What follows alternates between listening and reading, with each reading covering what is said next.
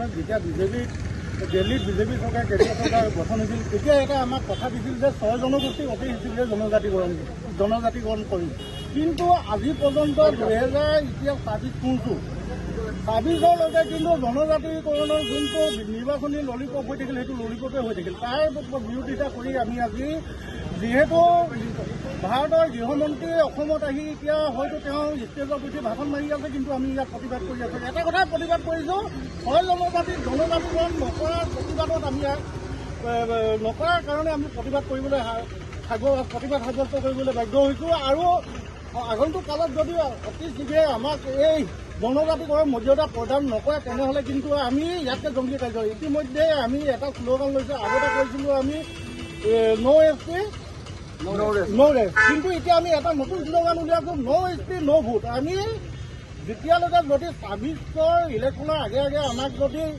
জনজাতিকৰণ মৰ্যাদা প্ৰদান নকৰে তেনেহ'লে আমি কিন্তু ভোট বৰ্জন কৰিবলৈ বাধ্য হ'ম। আমি ভোট দিয়াৰ পৰা বিৰত থাকিম।